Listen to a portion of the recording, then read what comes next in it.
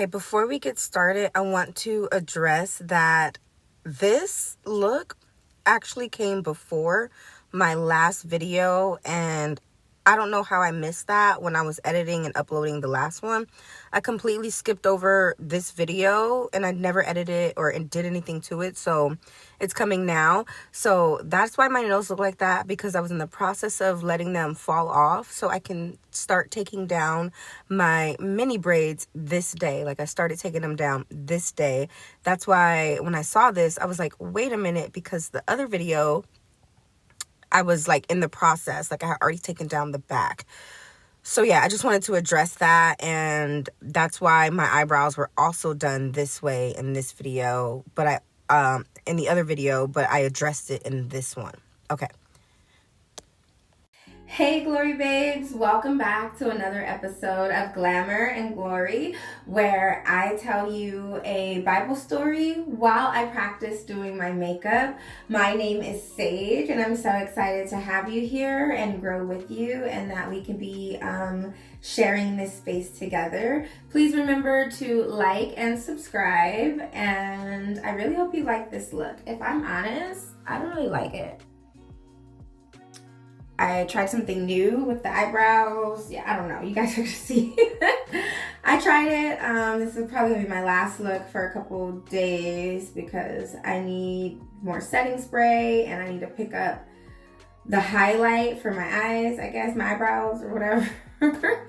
So yeah, I think a week enough of doing it, a week videos doing it the wrong way. I can go pick up some stuff to start practicing these eyebrows more, I guess. I don't think they came out too bad though.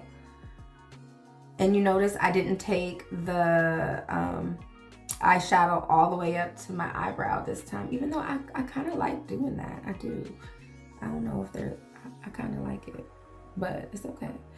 With the eyelashes on, I am feeling this look more. Let me tell you, eyelashes, they just hide it. They hide it. And the wig brings it all together, because y'all gonna be like, bam. Y'all probably were like, what was this look before? Okay. But I really hope you enjoyed this episode, and I will see you guys in the next one. Bye. Okay, so we are covering Genesis 22 and 23 today. So now, it had been some years since Abraham kicked Hagar and Ishmael out, kicked them out to the curb. Well, I should say Sarah, because it was really ultimately her decision, so we're going to say since Sarah kicked them out to the curb. But it doesn't say how old Isaac was during this time, whether he was 5 to 10 or if he was older, but I'm assuming he was on the younger side, and I'll explain why when we get to that part. So, it's been a few years later, and God calls out to Abraham. He's like, hey, Abraham, and Abraham's like, yo, what's up, God? And God is like, I want you to do me a favor. Take Isaac, your only son, and sacrifice him in a burnt offering on top of a mountain. What? When you read it, it looks like it's so, it was just some casual conversation. And then after that, Abraham doesn't even say anything back. He doesn't say anything back. It just says what God says. And then the next morning, I get it. Do it. Sometimes there is no talking back. You just got to do what God says. But man, that's another level of discipline. Let me tell you. Whew. Yeah, a whole nother level of discipline. So I'm sure Abraham was just thinking I'm sure he couldn't sleep that night. He was to kill his son, who he loves and cares deeply for. He's already had to send one son away. And now you're telling me I physically have to kill another one? Yikes. He waited years for this promise, and now, you're taking it back. What is he going to say to Sarah? You know, like he's going to come home without a child. What is he going to say to Sarah? But he doesn't question God. He just wakes up early the next morning and he loads up his donkey. Then he cuts up some wood for the burnt offering. And then he heads out with Isaac and two servants.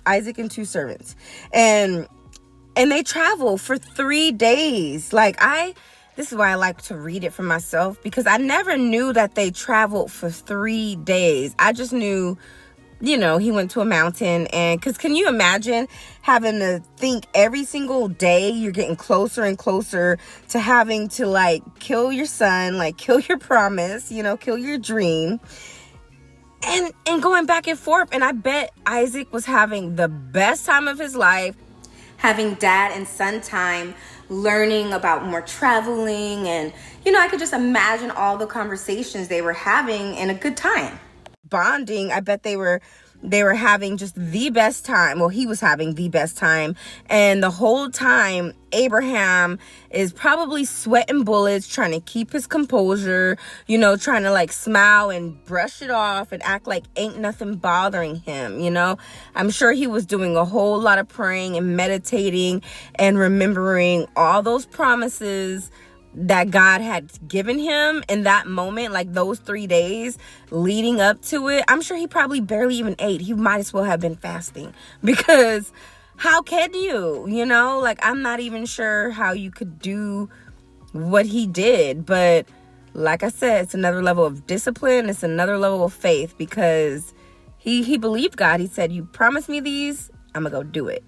So I'm just assuming he walked every day knowing God's promises. And I don't know how he gonna do it, but he said that Isaac will be, he would be a man of many nations. So I might have to kill him, but some way, somehow, he's gonna survive,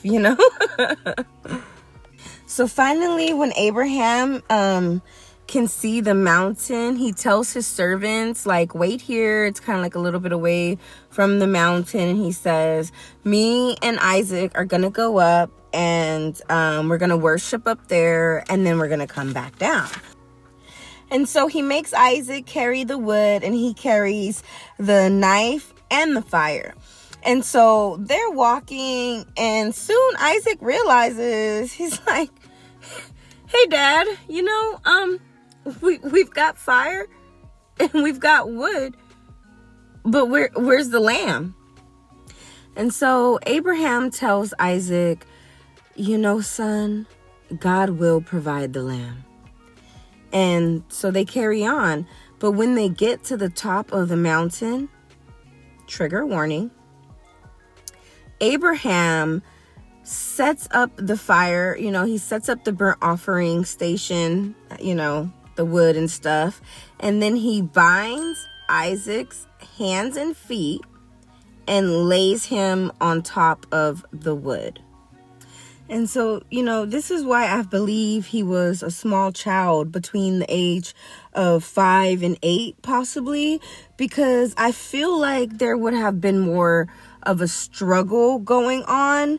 And Isaac would have realized what was going on sooner, but at a young age, you're still very gullible. Excuse me. You're still very gullible. And I believe his dad was calming him and just feeding him lies the whole time.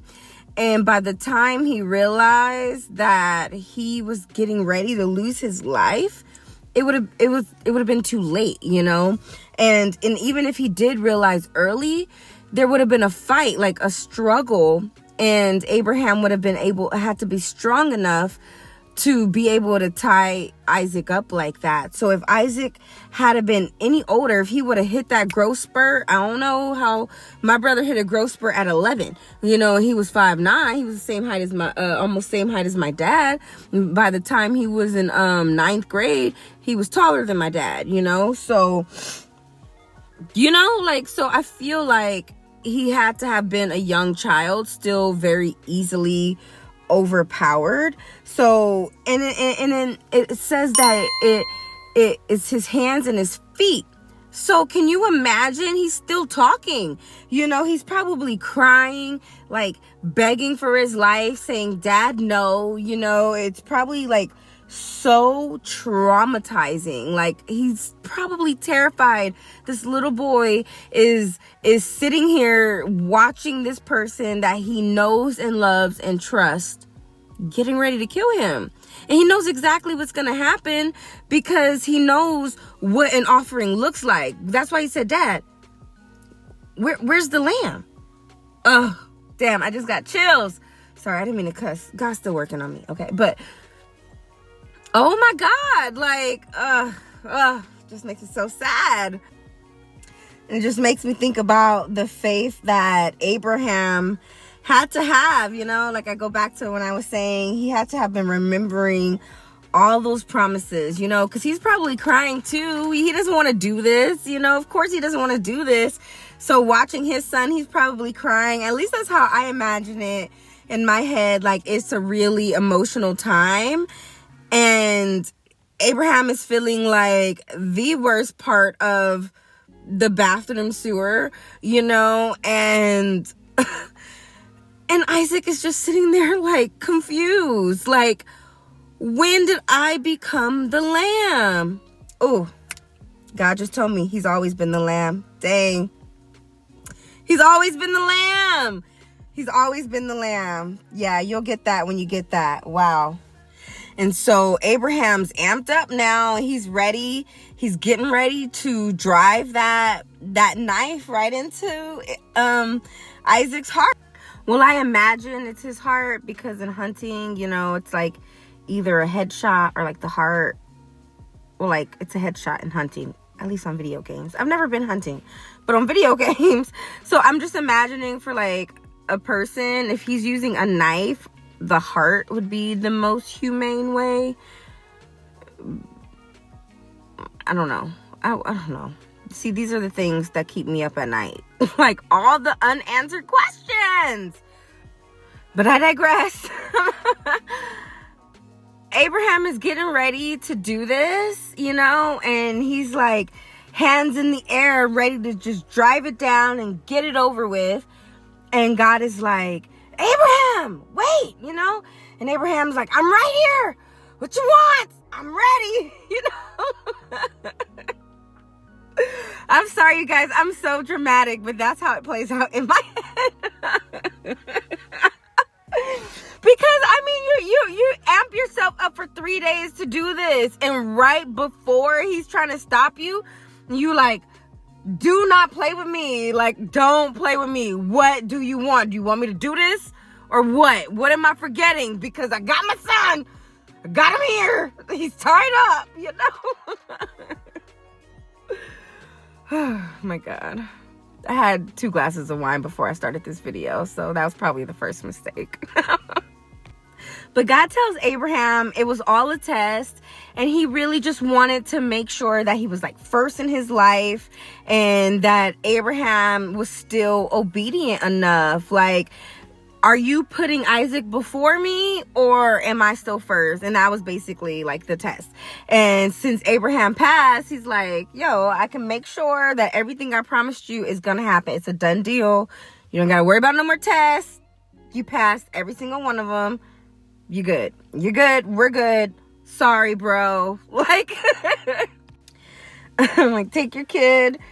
Go home, you know? So I can just imagine how like overjoyed they both were, but then I can also imagine like how, like I said, how traumatized Isaac must be, how confused, you know?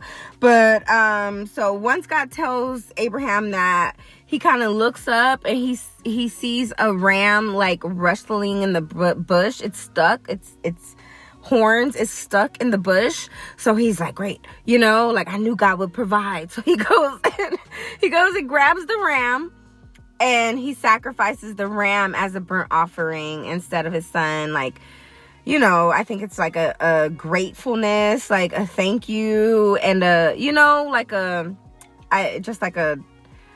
think he was like, we good, thank you, we good, let's never do this again. Like, thanks for providing. That's what he named that spot on the mountain too. God will provide. You know, like, thanks for providing. Let's not do this again. But, you know. And so after that, they went back down the mountain to where the servants were and headed home. But it doesn't say like anything after that. I want to know what Sarah said. What did Sarah say when she found out that you took her son, her only son that she had at 90 years old? You took him to some mountain to sacrifice.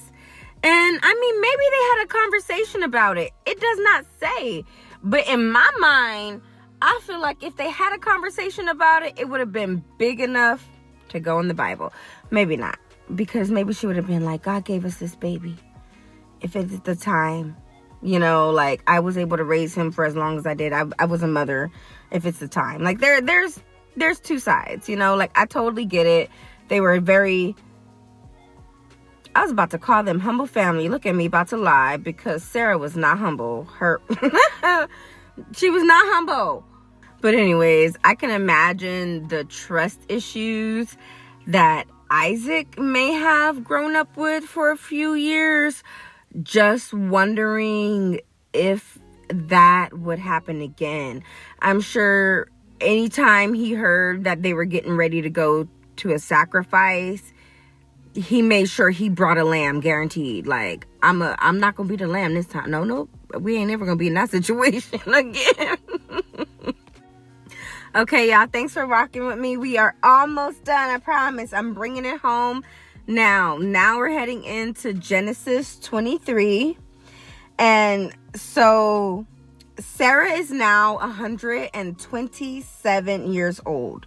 So this means that Abraham is 137 years old, because remember, they're 10 years apart.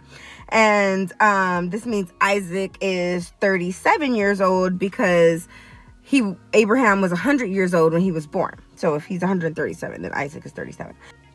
And so at 127 years old, Sarah passes away. And Abraham is, of course, distraught, mourning her, and he's like crying over her and crying by her side. And once he has grieved and he feels like he can like face somebody, talk to somebody, he goes to like the people. I don't know if it's like the council of the Hittites.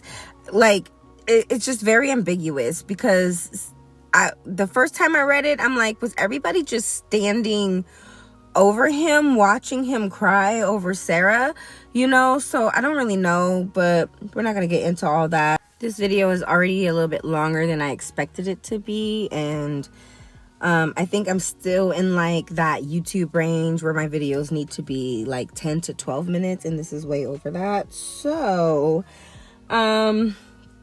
anyways, Sarah passes away. And Abram asked the Hittites if he can purchase some land so that he can bury her. And they're like, you're a wonderful man of God. Like, we will let you bury your wife anywhere. And he's like, well, I would like this plot of land, and it belonged to someone named Ephron, the son of Zohar. I didn't go back to see if we've already encountered this character, but I definitely don't recognize the name, but it might have just been like one of those, you know, half pages when it's just telling you this person's related to this person, or they went here and then they met this person who's related to this person. And it's literally just a million names to confuse you. And so Ephron tells Abraham, I'll give you the land. I'll give you the land. There was a cave on this land. He's like, I'll give you the land with the cave on it for free. Like take it. And Abraham's insisting, like he has been insisting on paying for land this entire time. And they're just trying to give it to him for free because, you know, he's well respected. He's well respected, and they just want to gift him something for a terrible time. You know, he just lost his wife or a loved one, because they keep saying like, you're dead, bury your dead. So it's like any family, but we're specifically talking about Sarah. And I just don't like that term. And so Ephron tells Abraham, Well, this plot of land is worth 400 shekels, but I'm telling you, like, it's nothing between us. Take the land and bury your loved ones. And now 400 shekels is around $125 in US money.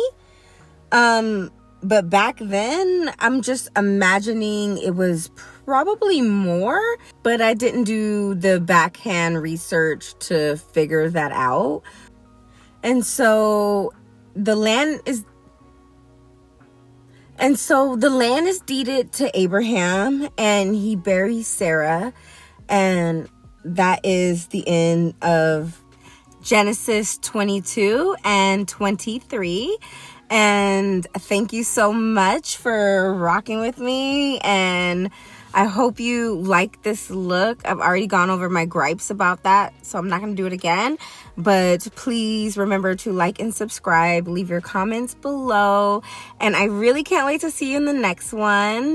And I feel like I've been on a Monday, Wednesday, Friday trend, which was definitely an accident, but let's see if we can keep it going. It hasn't been bothering me too much, so if we can keep it going, we'll keep it going.